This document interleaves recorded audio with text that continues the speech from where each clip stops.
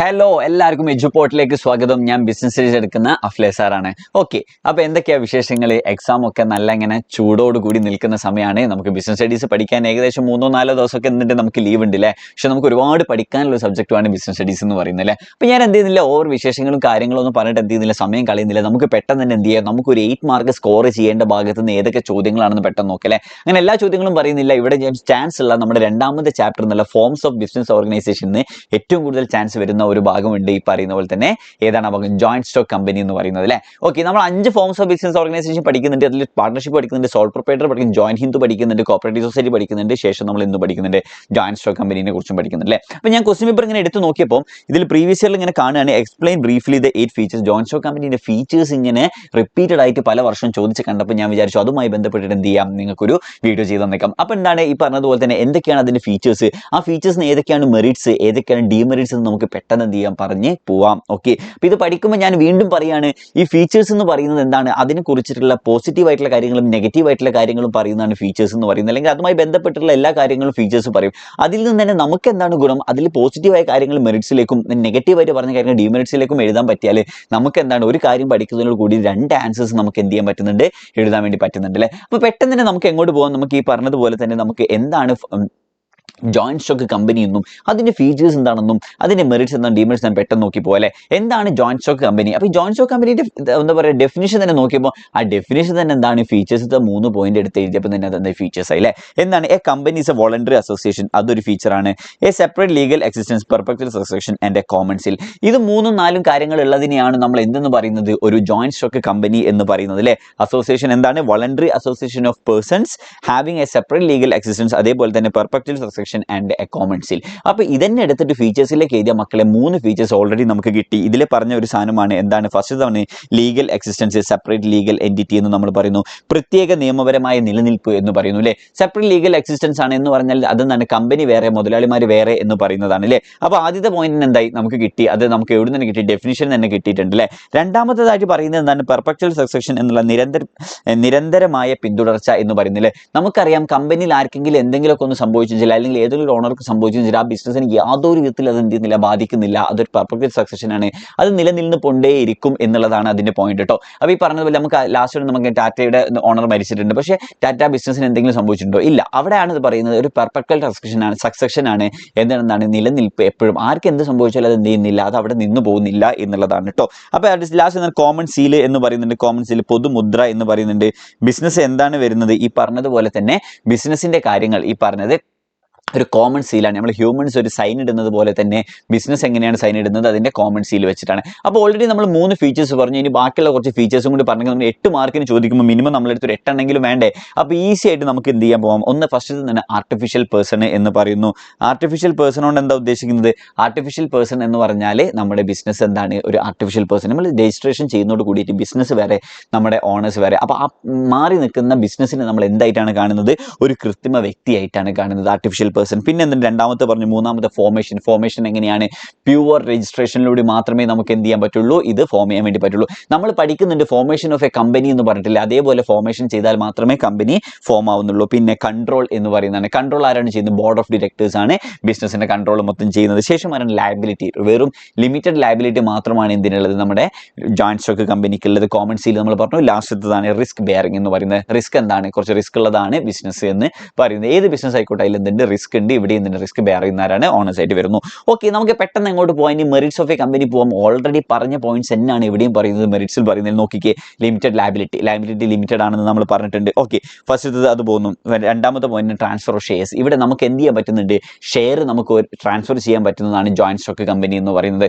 അതാണ് എന്താണ് ഷെയർ എന്ന് പറഞ്ഞാൽ, നമ്മുടെ ക്യാപിറ്റലിനെ ഒരു ചെറിയ യൂണിറ്റ് ആക്കി മാറ്റുന്നതിന് നമ്മൾ എന്തെന്ന് പറയുന്നു, ഷെയർ എന്ന് പറയും. ആ ഷെയർ നമുക്ക് എന്ത് ചെയ്യാം, നമുക്ക് ഒരാൾക്ക് വേണമെങ്കിൽ വിൽക്കാൻ വേണ്ടി പറ്റും എന്നുള്ളതാണ് transfer of share. Perpetual existence already പറഞ്ഞതാണ്. അടുത്തതാണ് സ്കോപ്പ് ഓഫ് എക്സ്പാൻഷൻ. എപ്പോഴും എന്തുണ്ട്, വിപുലീകരണത്തിനുള്ള സാധ്യത ഉള്ളതാണ് കമ്പനിയിലെ. നമ്മൾ കമ്പനി എടുത്ത് നോക്കി, ടാറ്റ എടുത്ത് നോക്ക്, റിലയൻസ് എടുത്ത് നോക്ക്, അങ്ങനെ എല്ലാ കമ്പനിയും ദിവസം എന്ത് ചെയ്യാണ്, വളർന്നുകൊണ്ടിരിക്കുന്ന കമ്പനീസ് ആണ് അല്ലേ. ലാസ്റ്റ് പ്രൊഫഷണൽ മാനേജ്മെന്റ് എന്ന് പറയുന്നത് അല്ലേ. ആ കമ്പനി ഹയർ ചെയ്യുന്നത് ആരാണ്, പ്രൊഫഷണലി ക്വാളിഫൈഡ് ആൾക്കാരെയാണ് അവർ എന്ത് ചെയ്യുന്നത്, ഹയർ ചെയ്യുന്നത്. അതുമാണ് എന്തുകൊണ്ട് ഉദ്ദേശിക്കുന്നത്, പ്രൊഫഷണൽ മാനേജ്മെന്റ്. ഇതൊക്കെയാണ് അതിന്റെ ഒരു മെറിറ്റ്സ് അല്ലെങ്കിൽ പോസിറ്റീവായിട്ട് നമുക്ക് പറയാനുള്ളത്. ഇതേ കമ്പനിക്ക് എന്തുണ്ട്, കുറച്ച് ഡീമെറിറ്റ്സ് ആയിട്ട് പറയാനുണ്ട്. എന്തൊക്കെയാണ് അതിന്റെ ഡീമെറിറ്റ്സ് നോക്കാം. First difficulty information. നമ്മൾ പഠിച്ചിട്ടുണ്ട് ഫോർമേഷൻ ഓഫ് കമ്പനിയിൽ ഒരുപാട് MOEയും കുറേ ഡോക്യുമെന്റ്സ് ഒക്കെ ആയിട്ട് നമ്മൾ ഇവിടെ പോകണം, രജിസ്ട്രാർ എടുത്ത് പോകണം, രജിസ്ട്രാർ എടുത്ത് പോയിട്ട് അവരെ അപ്രൂവ് ചെയ്യണം, എന്നിട്ട് ഇൻകോർപ്പറേഷൻ കിട്ടണം, എന്നിട്ട് സെബി പോകണം, സ്റ്റോക്ക് മാർക്കറ്റ്, അങ്ങനെ ഒരുപാട് പ്രോസസ്സ് ഉണ്ട് അല്ലേ ഫോർമേഷനിൽ. അപ്പോൾ അത് എന്താണ് ഡിഫിക്കൽട്ടിയാണ്. ലാക്ക് ഓഫ് സീക്രസി, അവിടെ എന്തില്ല, ഒരു സീക്രസിയും ഇല്ല. നമുക്കറിയാം നമ്മുടെ ടാറ്റയും റിലയൻസിൻ്റെയും ഒക്കെ ഏത് ബാലൻസ് ഷീറ്റും നമുക്ക് ഓൺലൈൻ അവൈലബിൾ ആണ്. അതിൻ്റെ എല്ലാ ഡാറ്റയും എന്താണ് പബ്ലിക്കലി ഇഷ്യൂ ചെയ്യണം എന്നുള്ളത് നിയമമാണ്. അപ്പോൾ അവിടെ എന്തില്ല, ഒരു സീക്രസിയും ഇല്ല. ഇംപേഴ്സണൽ വർക്ക് എൻവിറോൺമെന്റ്, അവിടെ വർക്ക് എൻവിറോൺമെന്റ് ഇംപേഴ്സണൽ ആണ്. എന്താണ്, തൊഴിൽ സ്ഥലത്തെ യാന്ത്രികത എന്താണ് പറയുന്നത്, അവിടെ അങ്ങനെ ഒരു ഫ്രണ്ട്ലി ഒന്നല്ല, വർക്കിനായിരിക്കും ഇമ്പോർട്ടൻസ് കൊടുക്കുക. പിന്നെ എന്താണ്, ഡിലേ ഇൻ ഡിസിഷൻ മേക്കിംഗ്, വലിയ കമ്പനി ആയതുകൊണ്ട് തന്നെ ഡിസിഷൻ എടുക്കാനും എന്താണ് ഒരുപാട് സമയം എടുക്കുമെന്നാണ് പറയുന്നത്. തീരുമാനം എടുക്കുന്നതിലെ കാലതാമസവും നമുക്ക് എന്ത് പറയും, ഡീമെറിറ്റ് ആയിട്ട്. ലാസ്റ്റ് ആണ് കോൺഫ്ലിക്ട് ഓഫ് ഇൻട്രസ്റ്റ്.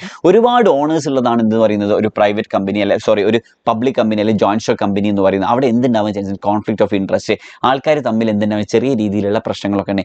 ഇത്രയുമാണ് നമുക്ക് ജോയിന്റ് സ്റ്റോക്ക് കമ്പനിയെ കുറിച്ച് ഈസി ആയിട്ട് പറയാനുള്ളത് കേട്ടോ. അപ്പോൾ ഈ ജോയിന്റ് സ്റ്റോക്ക് കമ്പനിയുടെ ഫീച്ചേഴ്സ് അല്ലെങ്കിൽ മെറിറ്റ്സ് ഡീമെറിറ്റ്സ് പഠിച്ചാൽ തന്നെ മേ ബി ഒരു 8 മാർക്കിന്റെ ചോദ്യം ഒന്നെങ്കിൽ ഫീച്ചേഴ്സ് മാത്രം ചോദിക്കാം, അല്ലെങ്കിൽ മെറിറ്റും ഡീമെറിറ്റും എഴുതാൻ പറയാം.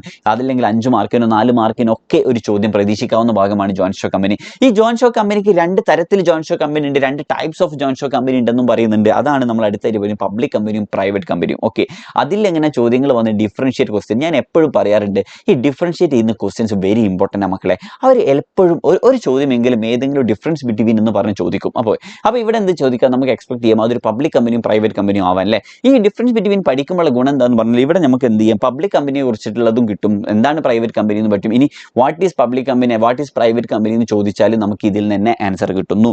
അപ്പോൾ നമുക്ക് നോക്കാം, പബ്ലിക് കമ്പനിയിൽ മിനിമം മെമ്പേഴ്സ് എത്രയാണ്, 7 മാക്സിമം അൺലിമിറ്റഡ് ഓണേഴ്സ് ആണ് എന്തിൽ പറയുന്നത്, പബ്ലിക് കമ്പനി. പക്ഷേ പ്രൈവറ്റ് കമ്പനി എങ്ങനെയാണ്, മിനിമം 2 മതി, മാക്സിമം എത്ര ആവാൻ പാടുള്ളൂ, 200 ആൾക്കാരെ പ്രൈവറ്റ് കമ്പനിയിൽ പറ്റത്തുള്ളൂ. ഇനി അടുത്ത തന്നെ മിനിമം ഡയറക്ടേഴ്സ്, എത്ര ഡയറക്ടേഴ്സ് വേണം കമ്പനിക്ക് എന്നുള്ളത്, പബ്ലിക് കമ്പനിക്ക് മിനിമം 3 വേണം, പ്രൈവറ്റ് കമ്പനി ആണെങ്കിൽ 2 മതി. അതേപോലെ തന്നെ ഇൻഡെക്സ് ഓഫ് മെമ്പേഴ്സ് കമ്പൽസറി ആണ്, പ്രൈവറ്റ് കമ്പനിയിൽ കമ്പൽസറി അല്ല. ട്രാൻസ്ഫർ ഓഫ് ഷെയർസ്, ഞാൻ പറഞ്ഞു ട്രാൻസ്ഫർ ഓഫ് ഷെയർസ് പ്രൈവറ്റ് കമ്പനിയിൽ ട്രാൻസ്ഫർ ഓഫ് ഷെയർസ് എന്താണ് ബുദ്ധിമുട്ടാണ്, പക്ഷേ പബ്ലിക് കമ്പനിയിൽ ട്രാൻസ്ഫർ ഓഫ് ഷെയർസ് വെരി ഈസിയാണ്. നമുക്ക് സ്റ്റോക്ക് മാർക്കറ്റ് വഴി വാങ്ങാനും വിൽക്കാനും ഒക്കെ നമുക്ക് പറ്റുന്നതാണ് പബ്ലിക് കമ്പനിയുടെ ഷെയർസ് എന്ന് പറയുന്നത്. അടുത്തതാണ് invitation to public to subscribe the shares. ഈ ട്രാൻസ്ഫർ ഓഫ് ഷെയർസ് എന്ന് പറയുന്നത് പോലെ തന്നെയാണ് ഷെയർ ഇഷ്യൂ ചെയ്യുന്ന പ്രോസസ്സ് എന്ന് പറയുന്നത്.